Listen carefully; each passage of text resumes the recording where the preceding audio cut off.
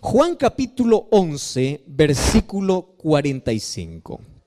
Vamos a leer ahí el texto. Juan 11, 45. Dice así la palabra de Dios. 11, 45. Dice: muchos de entre los judíos que habían ido a visitar a María, viendo lo que Jesús hizo, ¿qué cosa sucedió? Creyeron en él. Vamos a leer una vez más el texto. ¿Está bien? Una vez más. Dice así: muchos de los judíos que habían ido a visitar a María, viendo lo que Jesús hizo, ¿qué cosa dice la Biblia? No escuché. ¿Qué cosa dice? Muy bien. La pregunta es: ¿por qué no todos? ¿Y saben qué cosa es triste ver este final de historia? Yo no sé cuántos finales ustedes esperaron que sean lindos y no tiene un final que ustedes esperan. Miren, todo está preparado para que el final pueda ser feliz.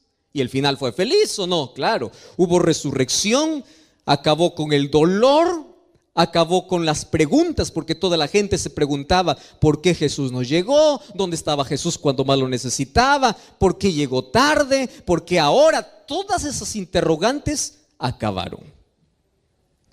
Solo que el final de la historia me hubiese gustado que fuese así. Y después que vieron a Jesús hacer el milagro, me hubiese gustado que la Biblia, que allí dijera: todos creyeron en él. Me hubiese gustado, pero no dice así. Voy a hacer una pregunta. ¿Cuántos vieron el milagro? Todos. Repitan eso. ¿Cuántos vieron el milagro? No escuché. ¿Cuántos vieron el milagro? Todos.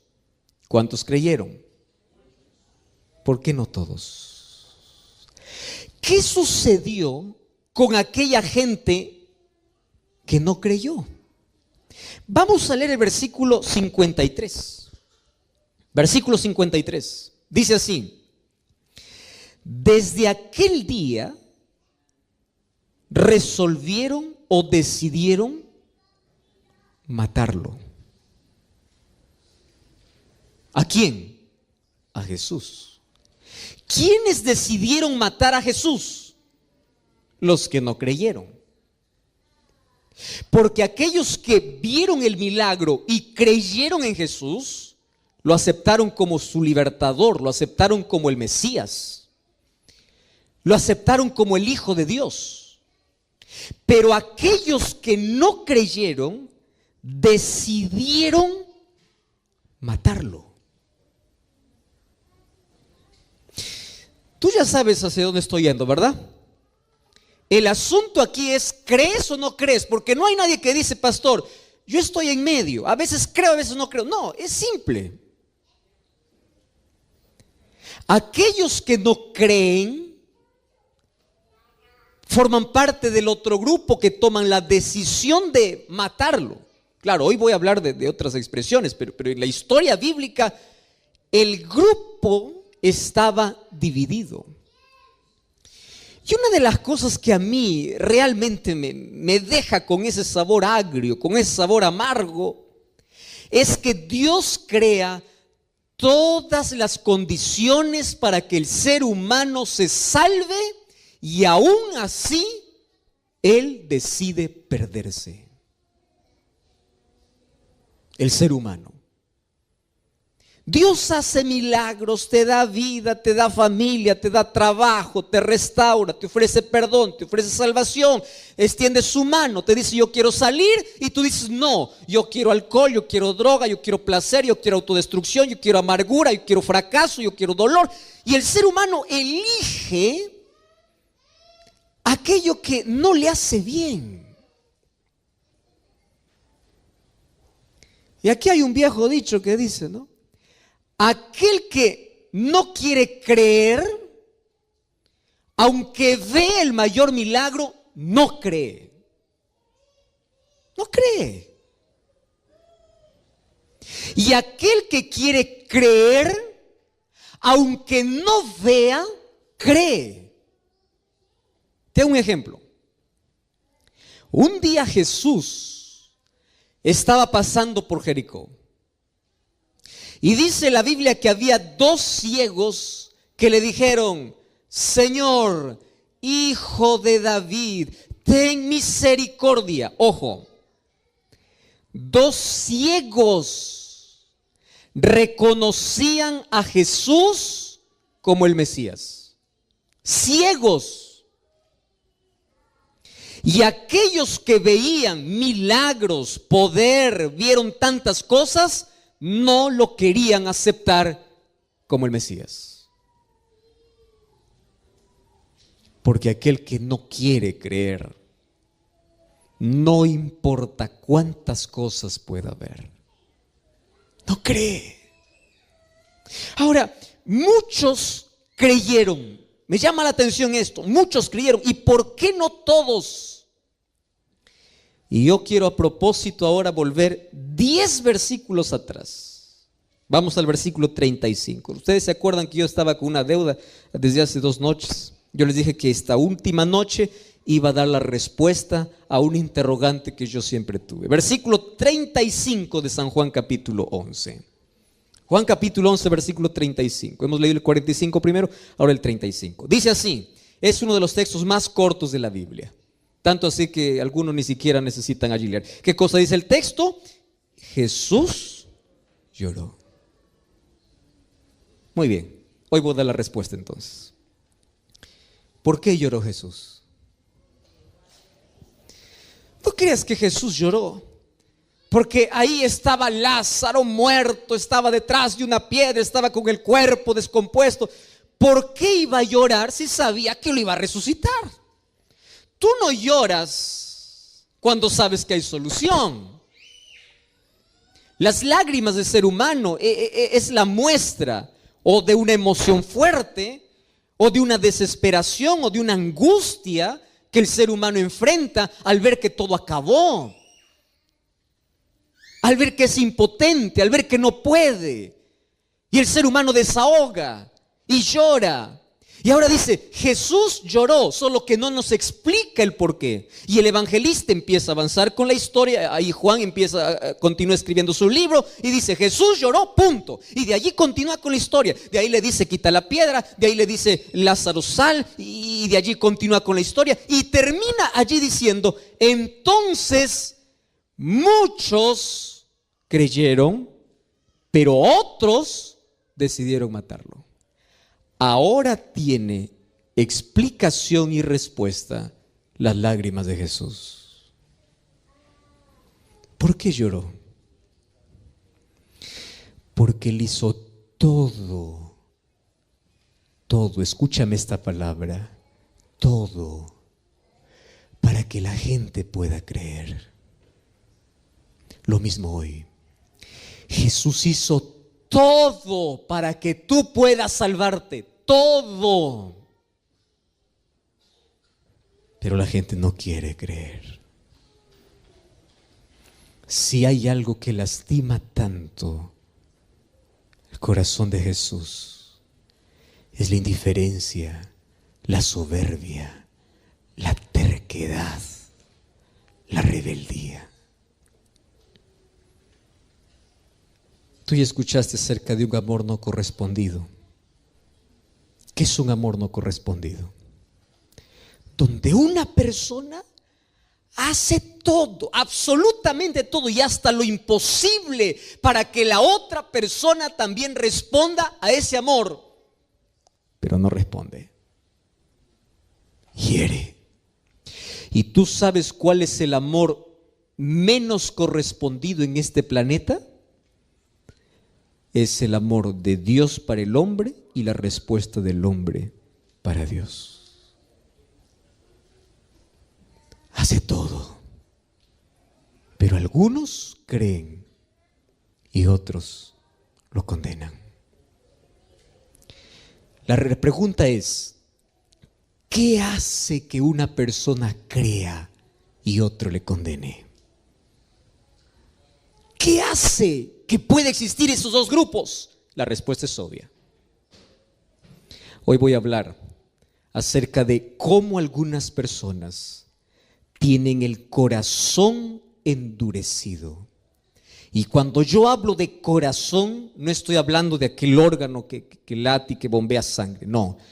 La Biblia, cuando habla de corazón, está hablando de conocimiento, de inteligencia, del cerebro, está hablando del asiento de nuestras elecciones, de nuestras motivaciones, está hablando de nuestra mente específicamente. Ahora la pregunta es, pastor, ¿el ser humano puede cerrar su mente a la influencia del Espíritu de Dios? Puede. Y cuando la mente se cierra el ser humano y no da lugar, por más que Jesús llame, por más que levante la voz, por más que haga milagros, por más que haga lo que haga, el corazón se endureció. Solo que para tener el corazón duro, no creas que el ser humano nace con un corazón duro. El endurecimiento del corazón es un proceso en la vida, donde el ser humano va perdiendo la sensibilidad. Vamos a imaginar que un día va para el campo para ayudar a la familia y el padre le da un machete, ¿no? El instrumento para cortar, o le da una pala, una palana para poder trabajar en el campo. Cuando él agarra ese machete o agarra esa pala, va para trabajar. Cuando empieza a trabajar unos 10 minutos, en la mano va a ocurrir algo. Primero va a causar dolor, porque la mano, ¿qué cosa es? Sensible. Y cuando él continúa trabajando, aquí en la mano va a surgir una ampolla. Y si él continúa trabajando, esa ampolla va a reventar. Y cuando la ampolla revienta, nace detrás una piel más dura. ¿Cómo se llama esa piel? Callo. Y cuando la mano tiene callo, tú puedes trabajar todo el día con el machete y la pala y la mano ya no siente más. Porque se acostumbró. Le dolió al comienzo, pero fue un proceso donde a pesar del dolor continuó insistiendo con la pala. Es solamente una ilustración. En la vida del ser humano es así. Cuando yo me reúno, por ejemplo, con unos muchachos de 8, 9, 10, 11, 12 años. Yo ya hice algunas campañas para menores hace algún tiempo. Me encanta hablar también para niños y contar las historias. Cuando tú cuentas una historia a un niño de 8, 9, 10, 11, 12 años, él se concentra en la historia y tú empiezas a dibujar en su mente. Y finalmente le dices que Jesús le ama. Y cuando tú haces un llamado y dicen, ¿cuántos quieren aceptar a Jesús? Todos los niños levantan la mano.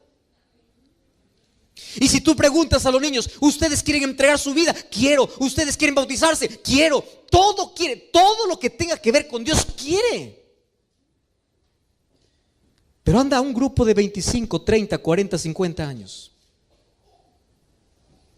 y empieza a contar la misma palabra, empieza a hablar del mismo poder, empieza a hablarle del mismo Dios y empiezas a trabajar en su razón, en su mente, y el Espíritu Santo está trabajando. Entonces pregunta, ¿cuántos quieren aceptar a Jesús? La mayoría va a levantar la mano. ¿Y cuántos quieren seguir a Jesús? Va a bajar. ¿Y cuántos quieren ser bautizados? Va a bajar. ¿Por qué? ¿Qué hace que en la vida podamos perder la sensibilidad? ¿Qué hace? Hay algunos que pueden decir así, pastor, insensibles pueden ser aquellos que han navegado en las aguas oscuras de la vida. Insensible es un homicida, insensible es un violador, insensible es un ladrón, insensible es una persona que se hundió en el pecado. Te digo una cosa, no, estás equivocado si piensas que los más insensibles están afuera en el mundo perdidos. No. Un día un hombre soberbio, un hombre homicida, que sus manos estaban manchadas de sangre porque perseguía al pueblo de Dios, se encontró con Jesús y le siguió.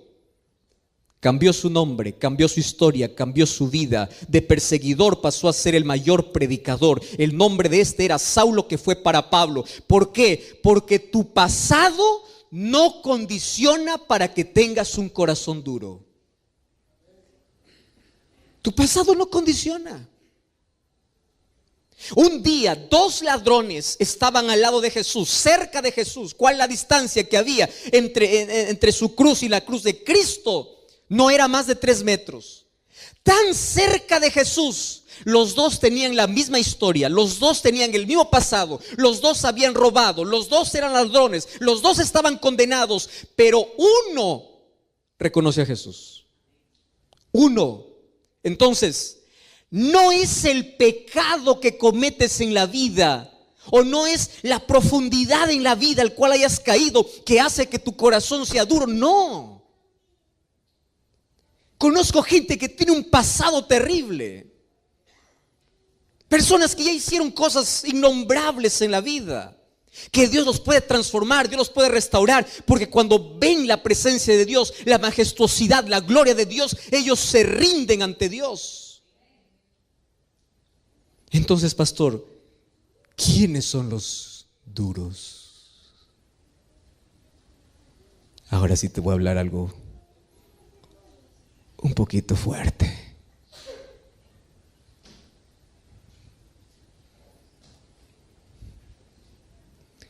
¿Sabes quiénes son los que tienen el corazón más endurecido?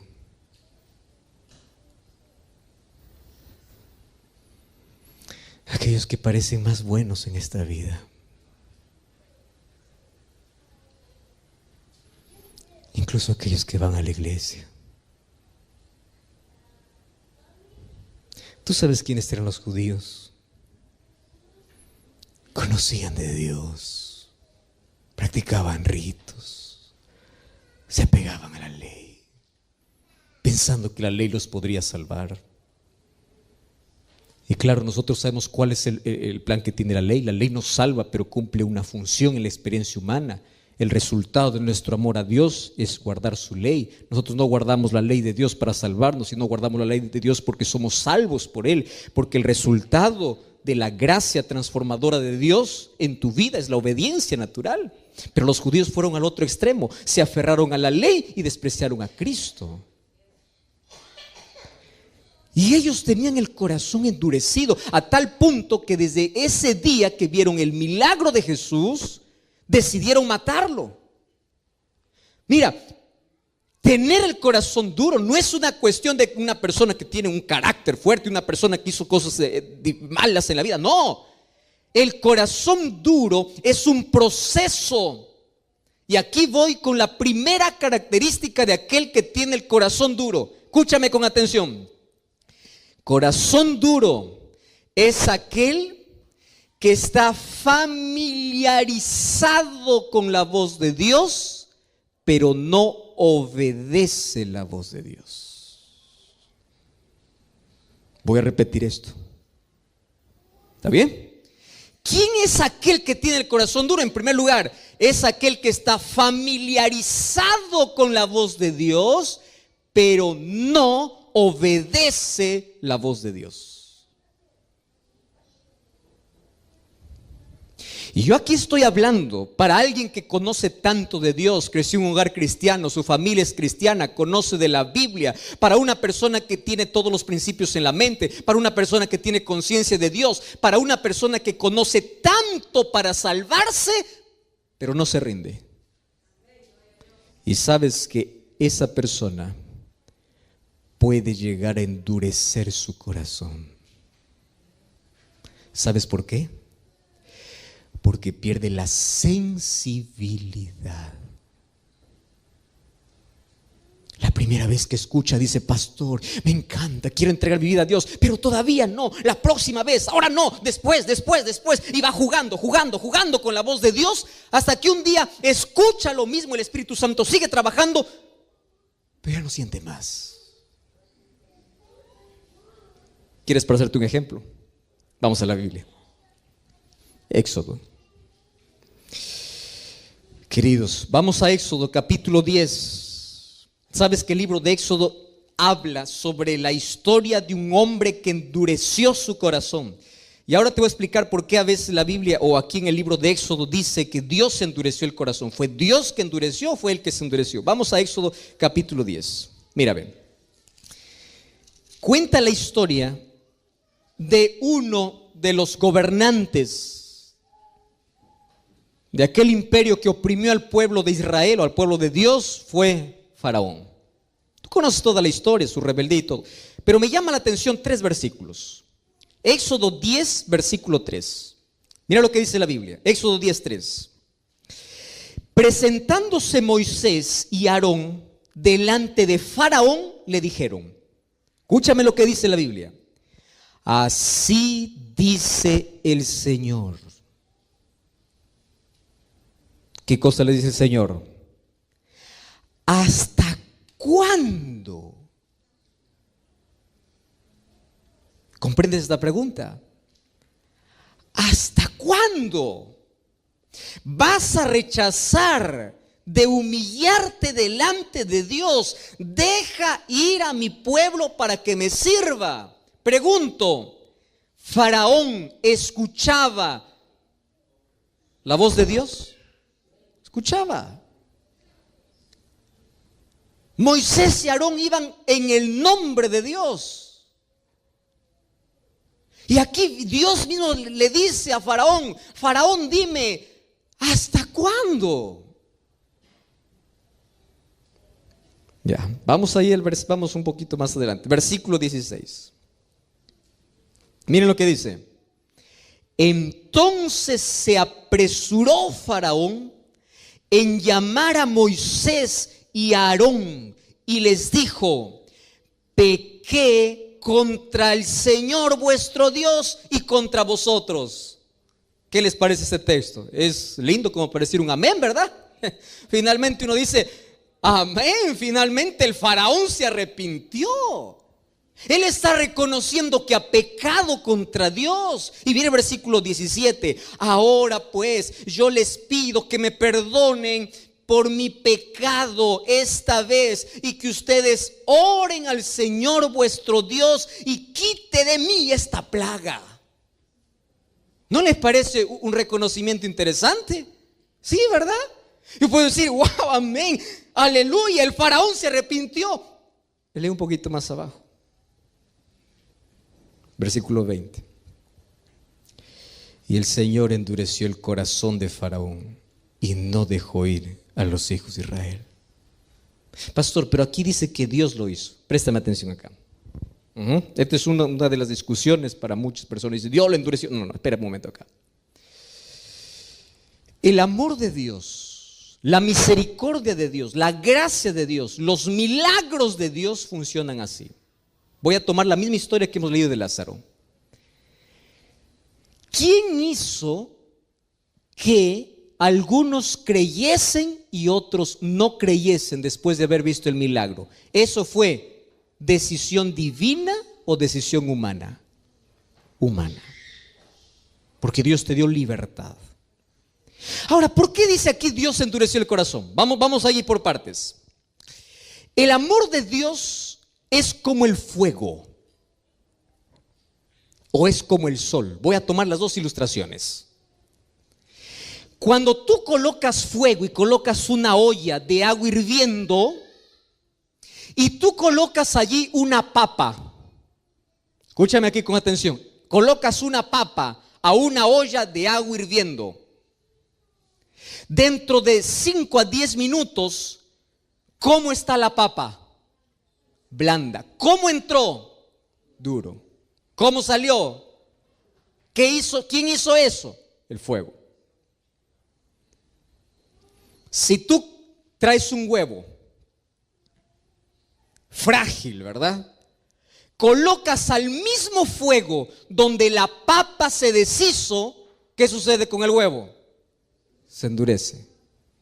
Pero tú puedes decir, es el mismo fuego. Es el mismo fuego. El sol puede derretir la cera, o puede endurecer la arcilla. Y en el ser humano es así. El mismo milagro a algunos les puede endurecer y a otros hacer creer, pero no es un asunto de Dios, es asunto de elección humana. Y fíjate lo que sucede con esa historia. ¿Qué sucede con Faraón? Faraón dice: está bien, yo pequé, ahora reconozco, está bien, quíteme por favor esta plaga, me está molestando. Ahora, ¿qué sucedía? Quitaba la plaga y nuevamente se endurecía. Muchos tienen el corazón de Faraón. ¿Sabes cuál es el corazón de Faraón? Aprenden a jugar con Dios. ¿Por qué? Porque solamente buscan a Dios en la necesidad. Pasa la necesidad y dan la espalda a Dios. Tú ya viste una persona que está en problemas, por favor oren por mí, oren por mí. Una persona que tiene algún enfermo o una persona que está enferma, ore por mí y yo después voy a servir al Señor. Esa persona se sana y vuelve a su vida. ¿Quieres un ejemplo más claro? Yo no sé cómo aquí reaccionan, pero allá, por ejemplo, he estado ya en varios países. Cada vez que existe un terremoto, estoy a contar una historia, me parece, una de estas noches. Cada vez que existe un terremoto, hasta aquel que dice ser ateo va a orar. Las iglesias se llenan, todos confiesan sus pecados, la tierra tiembla, los edificios caen, la gente se desespera, la gente busca a Dios, la gente hace todo y dice: Señor, sálvame, Señor.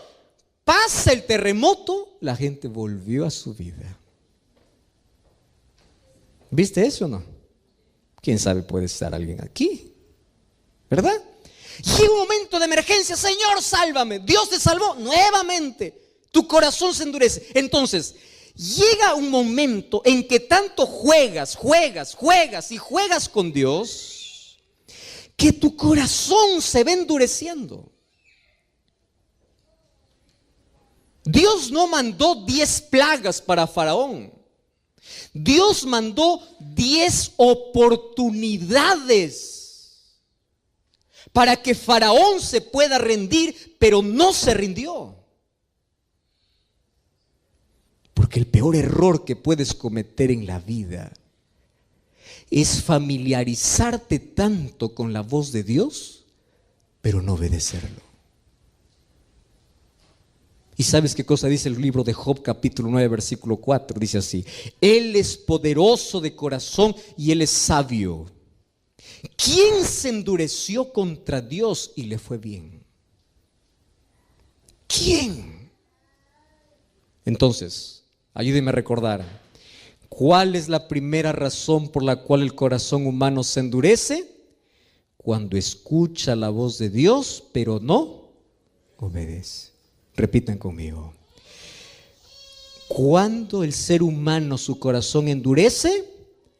Cuando escuchan la voz de Dios, pero no obedece. Y cada vez te distancias más.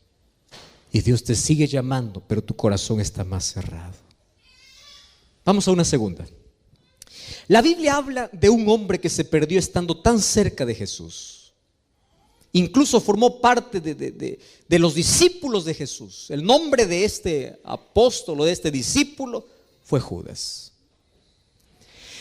Hablar de Judas es hablar de un hombre tan extraordinario. Ustedes saben que de los 12 discípulos que Jesús tenía, el hombre más brillante, más educado, el hombre más, podríamos llamar con mejor coeficiente intelectual, el de mejor reputación, tanto así que los discípulos depositaron su confianza para hacerlo tesorero. Los ojos de todos los discípulos cuando hablaban de una persona brillante entre el grupo era Judas. Si alguien decía: los discípulos de Jesús son una tira de ignorantes, alguien decía: cállate, porque ahí está Judas. Judas, educado, inteligente, brillante, una persona que tenía tanto futuro, que si se hubiese colocado en las manos de Dios, él hubiese sido un apóstol grande, un apóstol de influencia, hubiese llevado quizá allí junto a Pablo el evangelio para todo el mundo de su época. Sin embargo, él caminó con Jesús, vio milagros, vio allí los panes multiplicarse, vio a la hija de Jairo resucitar, vio el milagro de Jesús frente a la tumba de Lázaro, vio a los ciegos abrir los ojos, vio a los cojos caminar, vio tantas cosas que Jesús hacía y terminó perdido. ¿Por qué? Vio tanto. Es como decir a alguien que viene aquí años para la iglesia, cantadora, es líder, predica, hace todo y termina perdido. ¿Cómo se perdió? Ah, no, pastor, es que Judas tenía un problema de carácter, tenía un problema de ambición. ¿Tú crees que Juan no era ambicioso? ¿Tú crees que Pedro no era ambicioso? ¿Tú te acuerdas que un día la madre de 2 discípulos de Jesús se acercaron para Jesús a decirle: cuando tú empieces a gobernar, quiero que a mis hijos los coloques, uno a tu derecha y otro a tu izquierda? Demostraba la intención que había en el corazón. Ahora, tú ves la vida de Pedro, un hombre del cual ya se habló mucho, ¿verdad? Cuando fue para la presencia de Jesús era el que más interrumpía, el que más hablaba. No era solamente el que más hablaba, a veces hacía quedar mal. Era un hombre que no tenía control, no tenía dominio. ¿Tú crees que los discípulos de Jesús eran perfectos y Judas se perdió por imperfecto? No, todos eran imperfectos. Todos eran orgullosos, todos eran egoístas, todos eran ambiciosos. La pregunta es, si todos eran orgullosos, egoístas y ambiciosos, ¿por qué uno se perdió? Corazón. No te olvides esa palabra, corazón. Lo que te voy a decir ahora, yo quiero que lo grabes allí, lo escribas en tu mente. El pecado no es un problema para Dios, porque Dios te puede limpiar de todo pecado. Por eso Él dice: si tus pecados fueren como la grana, como la nieve, serán emblanquecidos. Pero ven, es decir, la mancha de egoísmo, de orgullo, de pecado en la experiencia humana no es un problema para Dios, porque por eso Jesús vino, para morir por nuestro pecado. El problema no es ser pecador. ¿Sabes cuál es el problema? Aferrarse al pecado. El problema es saber que tú tienes una herida y no quieres tomar la medicina.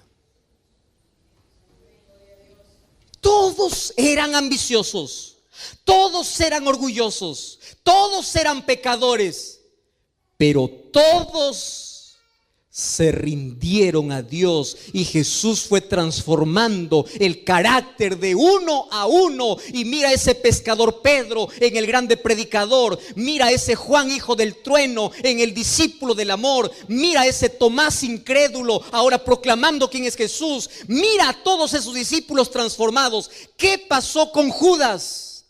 Judas se aferró donde no debía aferrarse. Es decir, nunca se rindió.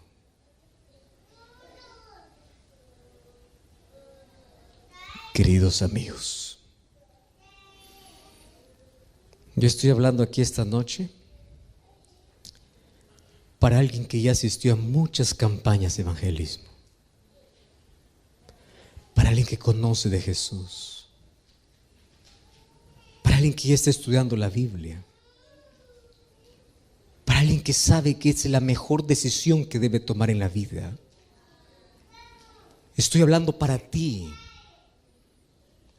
que decidiste dejar el seno del Padre por andar allí en la inmundicia del mundo y hoy descubres que no eres feliz allá, pero te da miedo regresar, porque te da miedo que los hermanos de la iglesia te miren indiferente, te da miedo que Jesús no perdone tus pecados. Déjame decirte una cosa, vuelve, ven a Cristo. El problema para Dios no es tu pasado, porque Él puede arrancar las páginas más oscuras de tu vida. El problema no es que tu vida esté destruida por el pecado, porque Dios lo puede construir para su reino.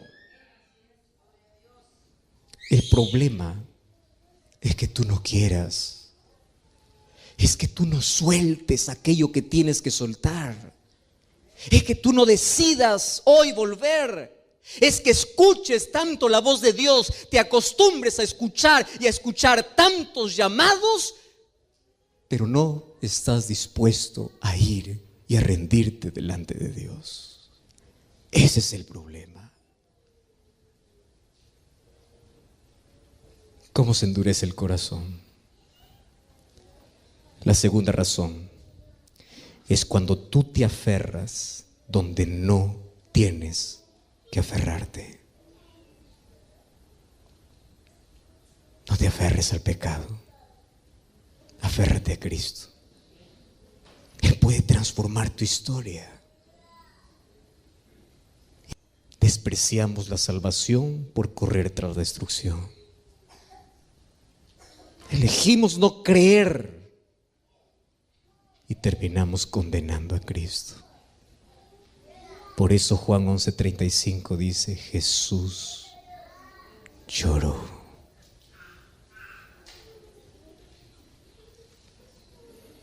Hace algún tiempo escuché una historia de un muchachito que vivía en una de las tribus allá en el África, muy pobre. Pobre. No tenía ninguna comodidad, vivía casi en intemperie. Y allí un día llegó hasta una de esas tribus un misionero, un pastor. Empezó a hacer una campaña, le gustó tanto al ver de que los niños se reunían y le llamó tanto la atención allí un morenito que siempre estaba adelante, tratando de cantar, tratando de entender todo lo que este pastor, este misionero decía. Hasta que un día le dice: mira, a mí me gustaría que tú puedas venir conmigo, yo te puedo dar educación, yo te puedo dar todo. Y él le dice: pues puede hablar con mis padres. Fueron a hablar con los padres y los padres dijeron: nosotros no tenemos cómo sustentar a este niño, si usted quiere puede llevarlo. Sin embargo, él es nuestro hijo, lo amamos mucho, más también queremos su bienestar. Aquel misionero tomó al niño y lo trasladó hacia una ciudad, le dio educación, el niño fue creciendo, tenía un buen coeficiente intelectual, era inteligente, empezó a aprobar todos los cursos. Un día fue creciendo y a medida que fue creciendo y viendo tantas comodidades a su alrededor, empezó a olvidarse también de su familia. Y después de algunos años él escribe una carta y él ya tiene una novia donde él le había dicho: mira, yo vengo de mayores comodidades, donde él se avergonzaba en sí de su origen y él hacía creer a todo el mundo de que él venía de una familia muy acomodada.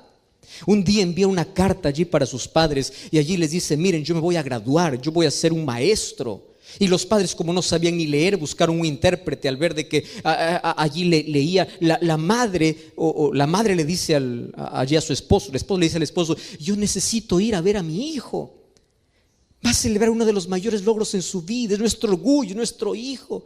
Y el esposo le dice: pero no tenemos dinero y tienes que viajar. Dice: no importa, yo voy a hacer un sacrificio. Ustedes saben el amor de madre. Agarró allí o tomó el primer día. Fue allí de camino durante todo el día, solamente con una cantinflora de agua. Y allí tuvo que atravesar aquel desierto y débil llegó hasta otro lugar donde alguien le ofreció un servicio de caminar por aquel desierto en un camello, en un animal para que pueda llevarlo hasta la ciudad.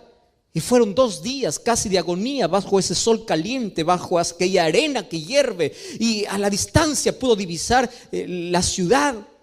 Y allí el poco dinerito que había juntado durante toda su vida, lo colocó allí en su seno la madre y dijo: lo primero que va a hacer cuando vea a mi hijo es correr, es abrazarle. No lo vi tanto tiempo, yo lo amo, no pude darle lo mejor, pero yo lo amo.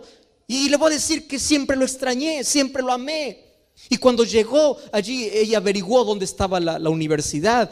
Entonces tú puedes imaginar a la madre cómo estaba, ¿verdad? Andrajosa, no tenía un zapato, estaba descalza, estaba con un vestido, no, ni siquiera un vestido, ¿verdad? Era pocas ropas que tenía por la miseria donde ella vivía.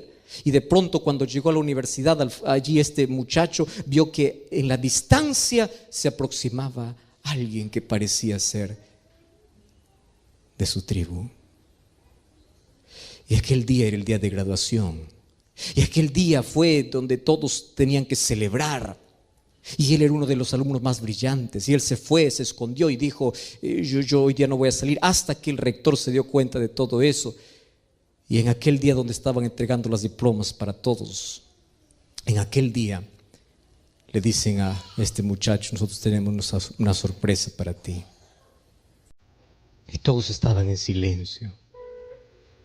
Y en ese momento se abre el telón y aparece la madre. Y corrió allí para el cuello de... We said goodbye like it was small, like it wouldn't hurt at all. You walked out without a sound, but everything came crashing down. We didn't lose what we had,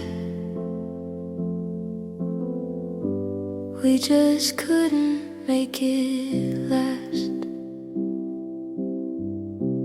We let go, but I'm still yours. In the space behind closed doors. Su hijo, y empezó a llorar. Y le dijo: hijito, yo viajé 3 días solo por verte. Y este muchacho se acerca al oído de la madre y le dice así: maldita mujer, ¿por qué viniste a verme? Yo no soy tu hijo. Viniste aquí para poder avergonzarme delante de todos mis amigos en una de las ceremonias más especiales de mi vida. Y aquella madre se abrazó del hijo y le dice: yo vine porque tú eres mi hijo. Tú eres mi hijo. La historia cierra diciendo que esta madre de regreso murió en medio camino. Pero no le mató la debilidad, no le mató cruzar un desierto. Lo que le mató fue la indiferencia de haber hecho tanto por ver a su hijo. Y sentí el rechazo de su hijo. Nuestra actitud es así. Un día Jesús viene a tu vida y mientras tú estás trabajando, mientras estás en el mejor momento de tu vida y dice: yo morí por ti, yo hice todo por ti, yo te sostengo, yo te doy vida, yo hago todo, hice milagros, hoy te doy vida. Yo vengo, quiero darte todo. Y a veces nuestra actitud es: sal de mi vida, yo no te necesito. Y nuestra arrogancia y nuestra dureza de corazón nos lleva a la mayor destrucción de la vida. Queridos, no hagamos llorar a Jesús. No hagamos llorar a Jesús. Nuestra incredulidad, nuestra arrogancia y nuestra dureza de corazón rasgan el corazón de Dios. Él hizo todo por salvarte. Todo lo que tienes que hacer es rendirte. Ven a Jesús. Yo quiero hablar de algo tan simple que es fundamental para alcanzar la salvación. La salvación comienza con creer. Un día un carcelero le dice a Pablo: ¿qué haré para ser salvo? Pablo le dice: cree. Entonces, pastor, ya estoy salvo porque yo creo. Marta creía en Dios y Jesús le insiste, cree. Entonces, ¿cómo poder entender las palabras de Jesús que le diga a un creyente que crea? Quiere decir que nosotros no hemos entendido qué significa creer. Jesús está hablando con un creyente, con alguien que creía en Dios, que creía en la resurrección, que creía en Jesús. Y le insiste, tú tienes que creer. Y mira, en toda la Biblia nos cuenta los hechos más asombrosos de Dios con una finalidad, que tú y yo podamos creer. La Biblia nos invita a creer. ¿Y qué cosa es creer? Y para eso se resume en una palabra tan importante que tiene tanto poder, la palabra fe. Fe es creer. La Biblia dice, el justo por fe vivirá. La experiencia del justo es una experiencia de fe. Hebreos 11:6 dice, sin fe es imposible agradar a Dios. Imposible. ¿Qué cosa es imposible? No hay medio, no hay modo. Si tú no tienes fe, no puedes agradar a Dios. ¿Qué cosa es fe? Hay lindos conceptos de fe. Fe, según Hebreos 11, es creer en lo que no se ve. Otro concepto lindo de fe es la respuesta humana ante la iniciativa divina. Dios te ofrece su gracia y el hecho de que tú recibas esa gracia se llama fe. Mas, ¿qué cosa es fe? Si la Biblia hace un énfasis tan especial en creer, en tener fe, entonces nosotros tenemos que aprender a creer. Y el versículo 40, Jesús le dice a Marta, ¿no te he dicho que si crees verás la gloria de Dios? Queridos, el mundo nos ha enseñado la siguiente frase: ver para creer. La Biblia nos enseña creer para ver. No necesitas ver para creer, necesitas creer para ver. Y eso es fe. Ahora, ¿cuál es el concepto que nosotros tenemos de fe? Hay algunos que toman el texto de Jesús cuando dice, si ustedes tienen fe como un grano de mostaza, dicen a este monte, levántese, se levante, o traspásate al mar, se traspasará, porque para aquel que tiene fe, todo le es posible. ¿Ustedes creen esa promesa? Amén. Levante la mano aquel que cree. Muy bien. ¿Y qué significa todo? Todo es todo, ¿verdad? No hay nada que excluya. Y hay algunos que toman ese texto y lo colocan en un contexto diferente. Y aquí voy a tocar en un tema muy delicado. Quiero que presten atención. ¿Está bien? Présteme toda la atención aquí. Escúchame allí con atención. Lo que voy a decir ahora es tan importante. Hay muchos que creen que la fe es un recurso para obligar a Dios a hacer lo que yo quiero.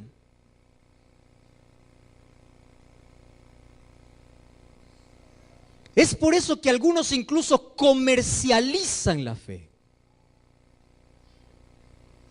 Ustedes ya escucharon un sermón así. ¿Tú quieres un milagro en tu vida? Yo te vendo a ti agua bendita, agua con oración. Tomas esta agua y lo tomas con fe y el milagro llegará. ¿Escucharon predicaciones así? ¿Tú ya escuchaste predicaciones así? Quiero saber cuál es el tamaño de tu fe. Dime cuál es el tamaño de tu ofrenda. Tú tienes que dar más, porque mientras más das, entonces tienes que tener más fe y milagros van a suceder. ¿Hasta dónde llega el ser humano a usar la fe como un recurso caprichoso? En otras palabras, Señor, mírame, yo creo en ti y tú vas a hacer todos mis gustos. Hay algunos que piensan que eso es la fe.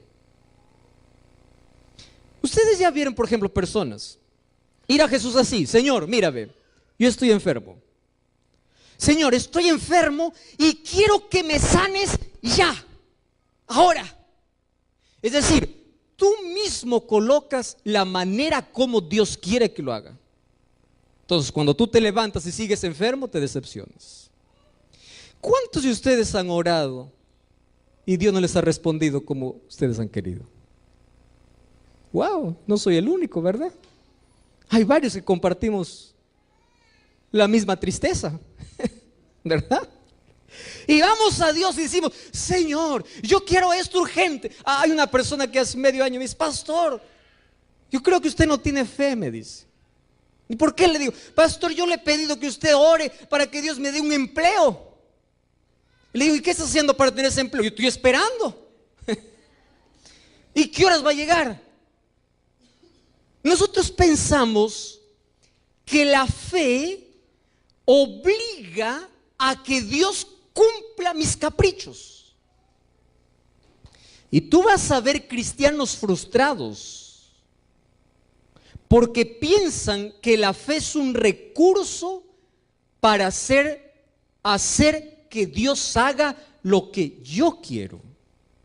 Te voy a contar una ilustración aquí. ¿Tú te imaginas qué sucedería si Dios te diera todo lo que tú quieres?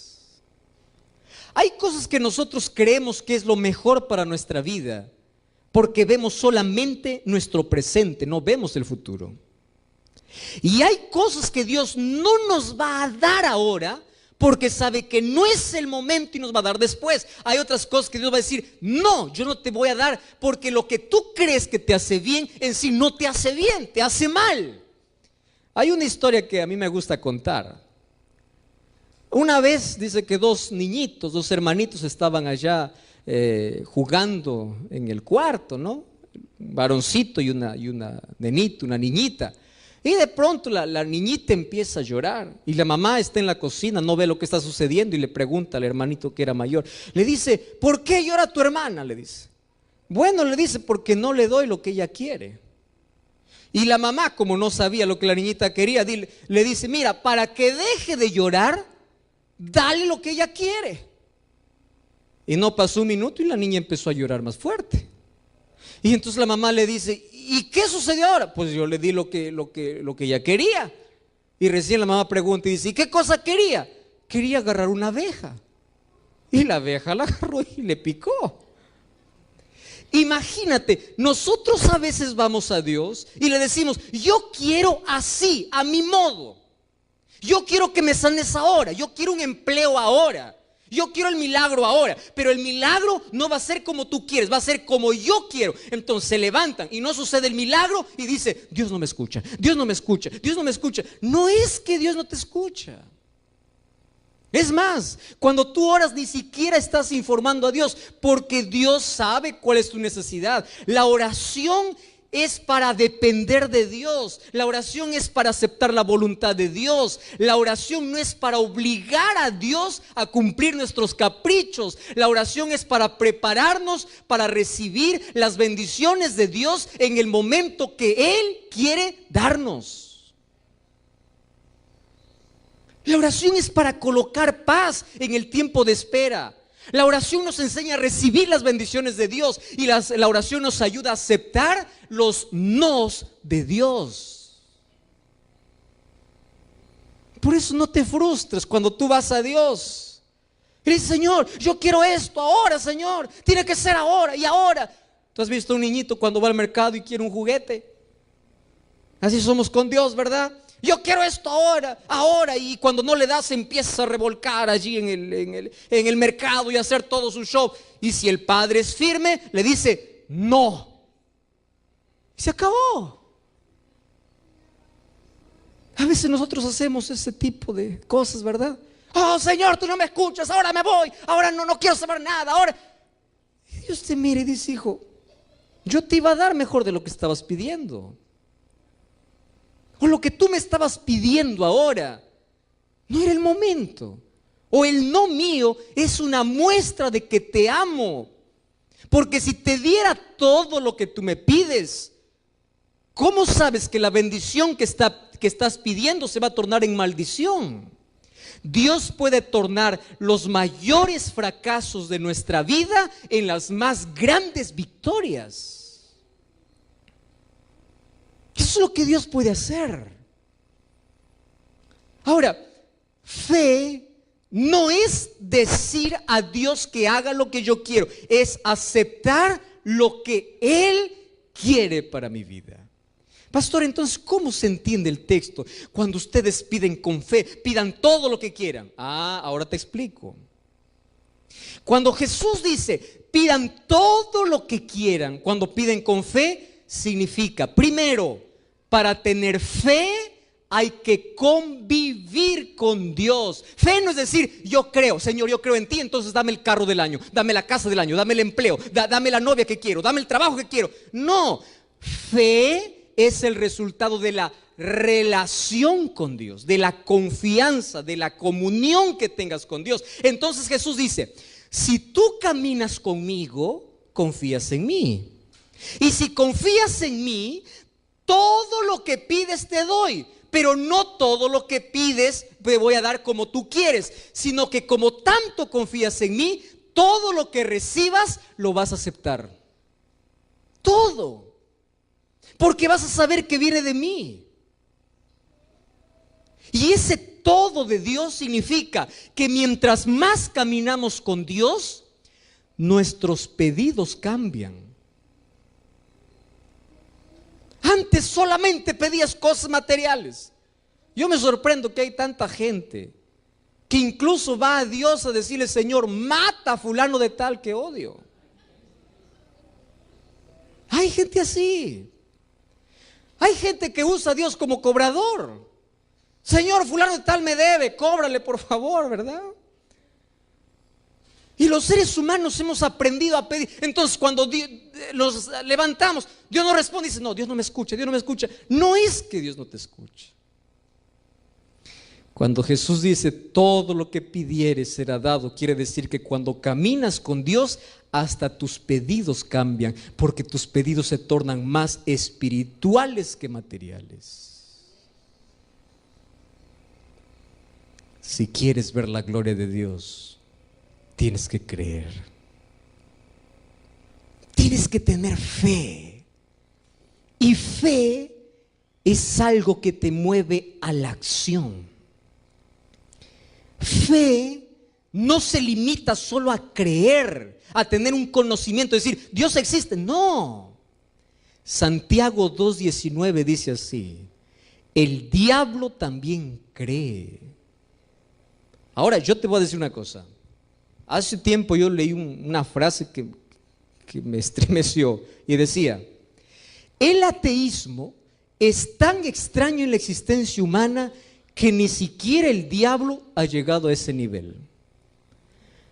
Porque el diablo es creyente. Santiago 2:19 dice que el diablo cree y tiembla. Hay muchos cristianos que ni creen ni tiemblan, es decir, ni el diablo llegó a ese nivel. Pero allí dice no se arrepiente. Es igual que muchos, ¿verdad? Creen en Dios, pero no se arrepienten. ¿Qué tipo de fe es esa? ¿Qué cosa es fe, queridos? Si es tan importante la fe para ver la gloria de Dios, tú tienes que comprender que fe tiene que ver con dos palabras importantes. Primera palabra, fe es confiar. A ver, repitan, ¿qué cosa es fe? Una vez más, ¿qué cosa es fe? Segunda palabra, fe es obedecer. ¿Qué cosa es fe? El padre de la fe fue Abraham. Abraham creyó, confió y obedeció. Fe no solamente es decir, yo sé que Dios existe, hasta el diablo cree así. Fe te lleva a una entrega. Y ojo con lo que voy a decir ahora. Los seres humanos somos tan extraños y curiosos. ¿Sabes por qué? Porque confiamos en quien no debemos y desconfiamos en quién debemos confiar. Te voy a hacer un ejemplo. Una mujer cree en un hombre que lo maltrata y sigue viviendo con ese hombre porque cree en la palabra de su marido que le dice: esta es la última vez. ¿Por qué sigue viviendo con él? Porque cree en su palabra. Una esposa cree y sigue viviendo con su marido después que le falló más de 10 veces porque el marido vino y le dijo: nunca más te seré infiel. Y ella sigue creyendo, por eso sigue junta. Así somos los seres humanos. El ser humano cree cuando va al médico que la medicina que le da le va a hacer bien, y lo toma y le obedece exactamente como dice la receta, porque cree en el médico. No está preguntando si le da veneno. Cree. El ser humano cree cuando sube a un avión. Nunca ve el rostro del piloto, no sabe quién está dirigiendo, no sabe ni siquiera si el piloto está durmiendo, está despierto. Pero el ser humano cree en alguien que no ve. Pero cuando se trata de Dios, no cree. No cree. Así somos los humanos, ¿verdad?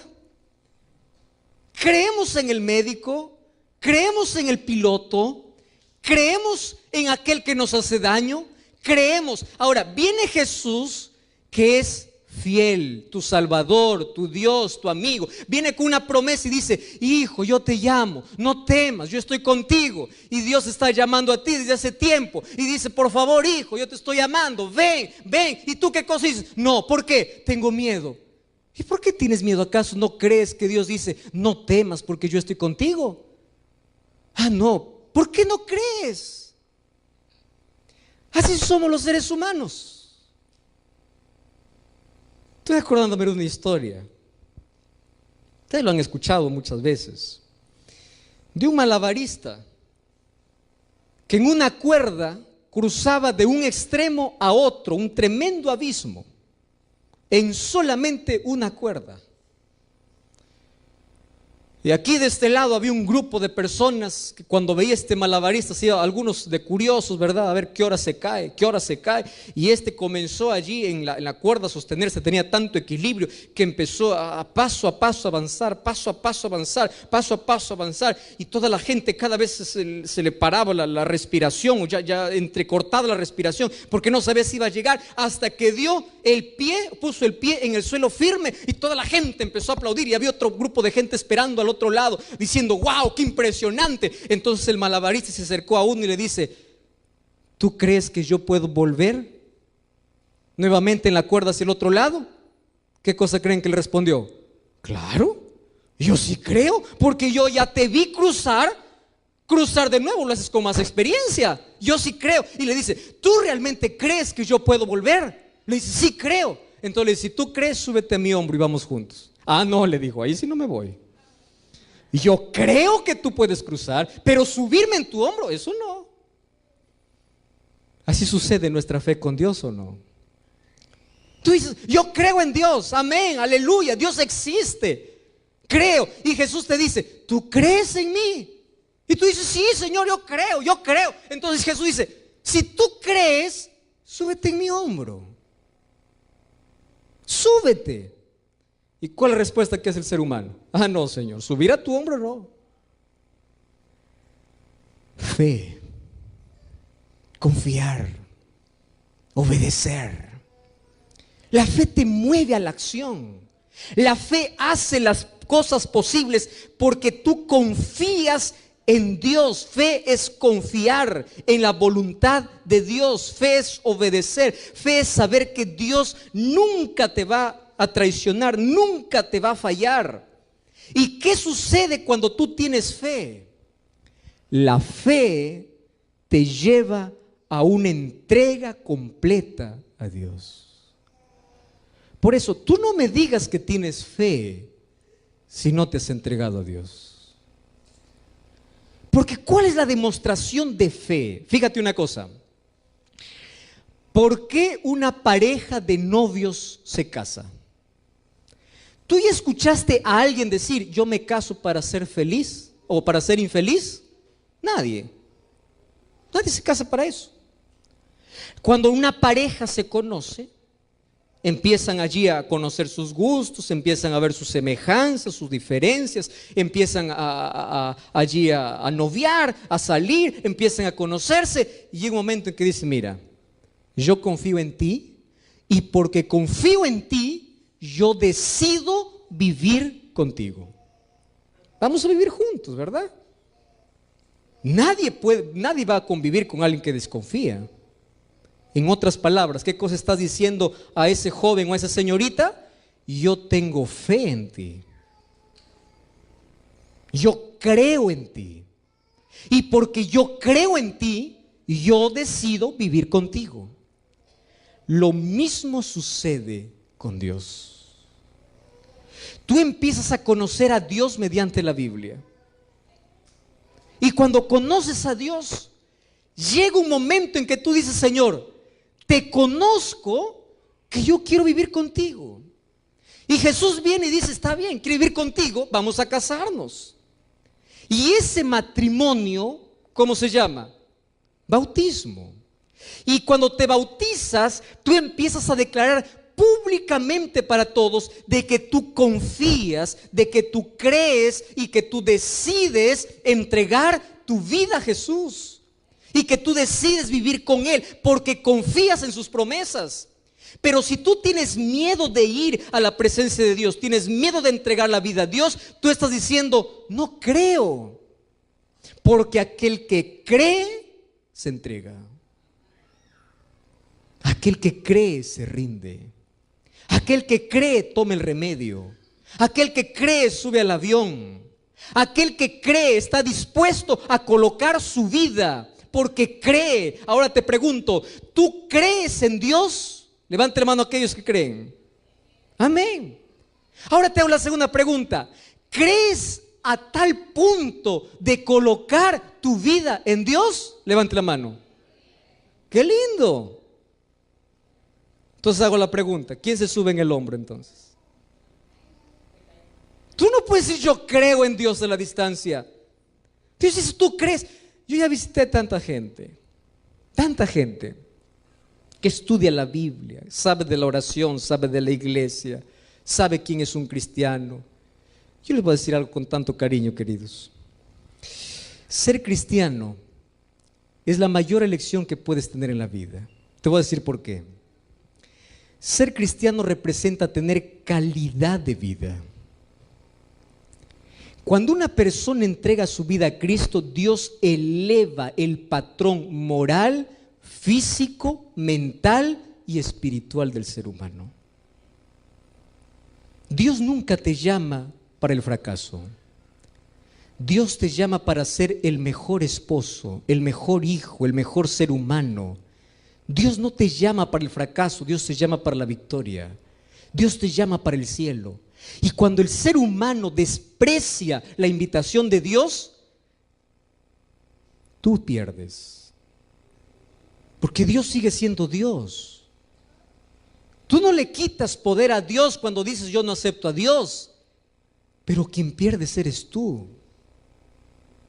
Pierdes la vida, pierdes la paz, pierdes la esperanza, pierdes calidad de vida. Un cristiano, ¿sabes por qué puede vivir mejor? Porque tiene principios de salud. Un cristiano, ¿sabes por qué tiene mejores relaciones? Porque tiene principios morales.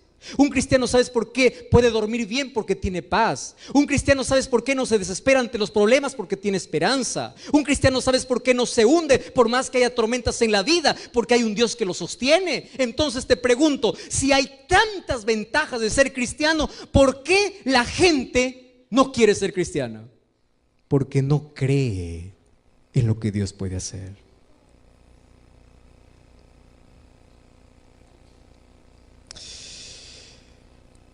Cuando yo estaba comenzando a hacer mis prácticas como misionero allí en la ciudad de Lima, yo conocí a un profesor, un catedrático de una de las universidades más prestigiosas de la capital.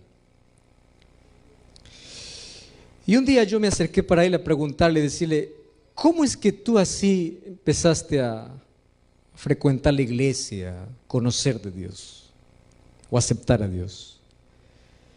Y él me dio una respuesta media complicada de entender. Me dice: pastor, yo nunca creí en Dios. No, está bien, eso fue tu pasado. Yo sé que ahora crees en Dios, porque ahora es incluso líder de iglesia. Sí, dice, pero usted no sabe mi historia. Yo maldije a Dios porque me quitó a mi madre cuando yo tenía 8, 9 años de edad. Y yo crecí odiando a Dios. Y yo me puse aquí en mi mente: durante toda mi vida yo voy a estudiar la docencia solamente para colocar en la mente de todos los alumnos que la mayor ignorancia es creer en un Dios que no existe. Y yo crecí odiando, literalmente. Si yo negaba la existencia de Dios, no era porque yo no descubrí en un laboratorio diciendo que Dios no existe. No, yo crecí odiando la existencia de Dios porque ese Dios me hizo daño. ¿Cómo es posible que no haya hecho nada para que yo pueda vivir sin madre? Usted no sabe cuánto sufrí. 10, 12, 14, 15 años empecé cada vez a colocar argumentos y argumentos de que Dios no existe. Empecé a investigar en la ciencia, empecé a investigar en la biología, en todas las ciencias, y un día me convertí en profesor. Entonces, cuando yo me convertí profesor, mi primera clase para todos mis alumnos siempre era: no quiero un creyente en este salón. Y si yo sabía que había un creyente, yo intentaba hacer la vida imposible de ese creyente. Es más, yo podía jalarlo en todos los cursos y permitir. Y yo le dije así: Señor, hoy descubrí que mi incredulidad no me favorece en los momentos de dolor. Todo el mundo sabe a quién correr cuando llega la tragedia. Pero yo, ¿a dónde voy a correr si no te tengo? ¿A dónde? Aquel terremoto dejó tantas víctimas. Gracias a Dios yo salí vivo. Y a partir de ese día, yendo para casa, en mi cabeza estaba la imagen: todos orando. Pastor, no sabe la desesperación. Todos orando, todos corriendo. Y yo no sabía a dónde correr. Porque así es la vida sin Dios. Tú puedes decir que tienes todo. Tú puedes decir que nada te falta en la vida. Tú puedes decir de que todo está bien, mientras tengas dinero, mientras tengas salud, mientras tengas familia, mientras tengas 2 brazos y 2 piernas para caminar. Pero espera que llegue la desgracia en tu vida. Espera que la muerte esté frente a ti. Espera que llegue un momento donde todos saben a dónde correr y tú no tienes dónde correr, porque el dinero no te salva, el poder no te salva, la fama no te salva, la riqueza no te salva. ¿A dónde vas a correr? ¿A dónde vas a ir? Queridos, fe nos abre las puertas del cielo. La fe hace que podamos extender nuestra mano para decir: Señor, ayúdame. En tus momentos de mayor dolor, la mano de Dios se extiende para decir: yo estoy contigo. Dios nunca te prometió cumplir todos tus caprichos, pero sí te dijo: si crees, siempre, siempre, siempre verás mi gloria, porque mi presencia estará constantemente contigo. Siempre verás mi gloria. ¿Acaso no te he dicho que si crees puedes ver la gloria de Dios? ¿Qué cosa quieres ver en la vida? ¿Un milagro? El mayor milagro se recibe por fe. El mayor milagro es tener paz en medio del dolor, fortaleza en medio de las cargas. El mayor milagro Es despertar un día y aunque veas que el día está gris, para ti está soleado, porque Dios cambia tu visión. Un milagro es saber que estás frente a la muerte y no le tienes miedo, porque sabes que Dios te acompaña. Un milagro es que aunque tú no veas un empleo, Dios te sostiene. Un milagro es que aunque tú estés ahora en un hospital desahuciado, no tengas miedo a morir. Porque si crees, verás la gloria de Dios. Un milagro es juntar tu corazón despedazado y unirlo. Un milagro es restaurar tu familia destruida. Un milagro es tener paz en medio de tanto conflicto. Un milagro es saber que un día estabas perdido, mas ahora eres salvo por Jesús. Mas tienes que creer. Cree.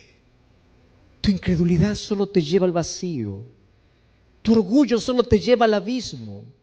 Tu incredulidad solamente cierra las puertas del cielo. Si tú extiendes tu mano para decir yo creo, Dios extenderá su gracia para decirte yo puedo. Donde tú estás, levántate en el nombre del Señor, aunque yo no te vea, y dile a Jesús, yo creo, yo creo, yo creo.